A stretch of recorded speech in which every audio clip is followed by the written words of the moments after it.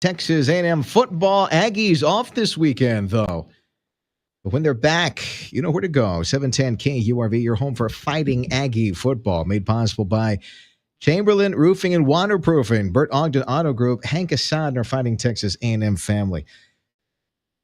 We're in the second week of early voting, and we're talking about 17 propositions to amend the Texas Constitution. Joining us on 710 KURV, because I know the regular 8 to 5 guy is not going to read any of this. We've got Brad Johnson from the Texan.news joining us for a quick rundown of some of the sexier ones that might catch your eye on the ballot, and he joins us now. How you doing, Brad, as we do a quick sound check? I'm all by myself here today.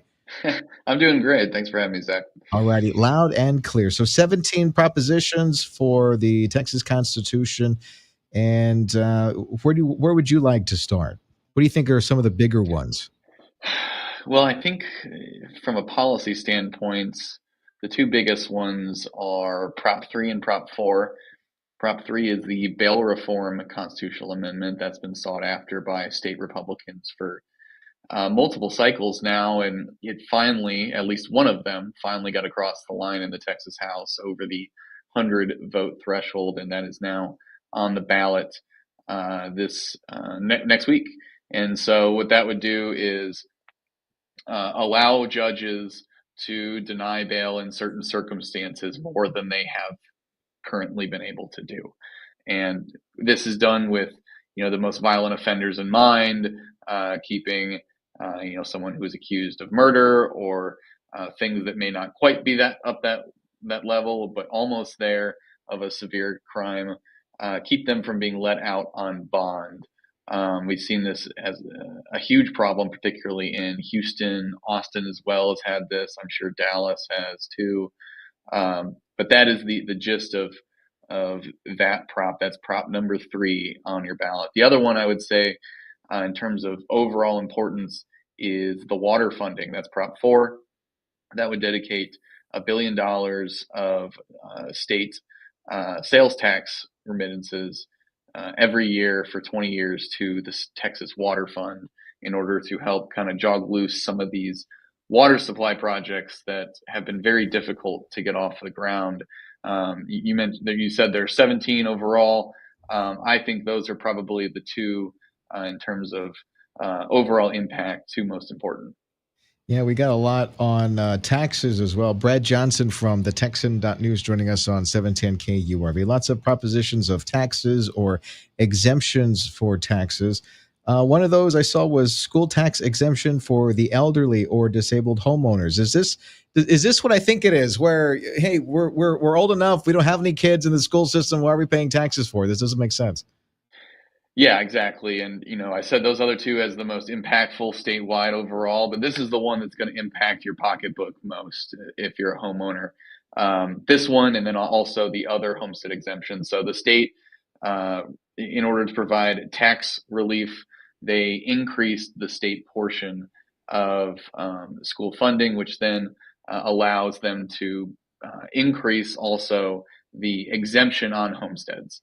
And so basically what that means is you'll have less of your home that is taxable if this thing passes. And that goes not just for the elderly, although that is absolutely true as well. If that passes, that will, as Lieutenant Governor Patrick said, bring most elderly and disabled homeowners down to almost no taxes paid on their homes. But there is a standard homestead exemption increase. I believe it goes from $100,000 to $140,000 under this proposal. Both of those, if they pass, will probably be followed up, I imagine, by another increase in 2 years after we've seen kind of their effects get diluted by rising property prices. Yeah, I'm of the camp. There should be an expansion. To be honest, Brad, anybody who doesn't have kids in school shouldn't be paying that tax at all. It's not benefiting me. Why should I pay it? Well, it's for the good of the community, right? Yeah, I get it. But if my kid's not part of that, then I don't see why I should pay for that. Joining us on 710 KURV, you don't have to agree or disagree, Brad. I'll take the heat for that one. Brad Johnson at the Texan. I'll be Switzerland on that. Yes. Yes, Brad Johnson joining us on 710 KURV. I was going to ask you about the back and forth. I know there's been some people that don't agree with clarifying citizenship for voters, Proposition number 16. What have you heard the back and forth on that? Yeah, that cuts along party lines pretty much, I'd say. I don't think there's any Republicans that disagree with it.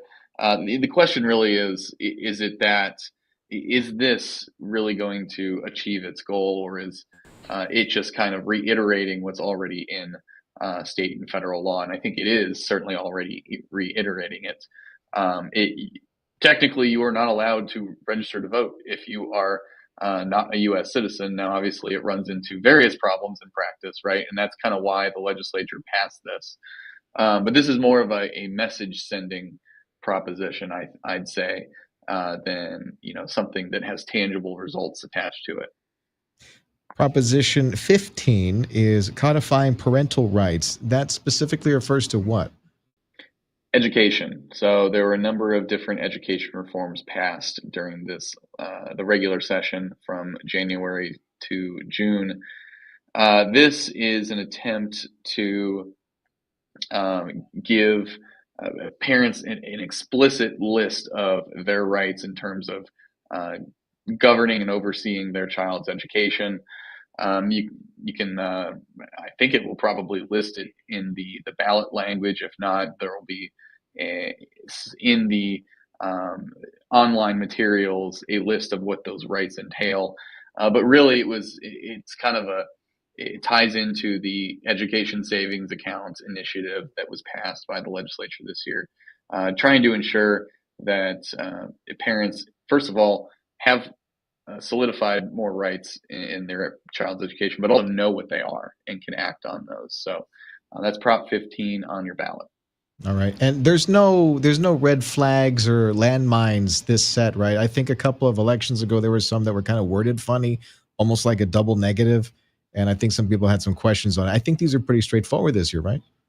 It seems so, yeah. And as with a lot of these things, you realize the problems after it gets put in the Constitution generally.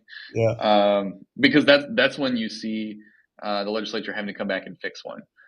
One that comes to mind was actually the elderly and disabled homestead exemption in a real technical manner, like the because of the way the Constitution language was written, the increase in homestead exemption for elderly and disabled didn't automatically go into effect. So they had to come back and amend the Constitution again in order to ensure that those homeowners would see the full scope of the exemption increase. So things like that can happen, and it's certainly possible that if one or two of these pass, we'll come back next session and have to adjust it. But I'm not aware of any pitfalls as they're currently written.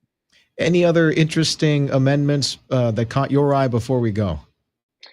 You've got a handful of tax prohibitions, ban on the capital gains tax, ban on the death tax, ban on business tax, some form of business tax, all this stuff. None of these are established taxation mechanisms. But what the legislature is trying to do is prevent future legislatures from enacting these things. So if you don't want to see a death tax or a wealth tax established, then you should vote for these propositions. What's new at TheTexan.news?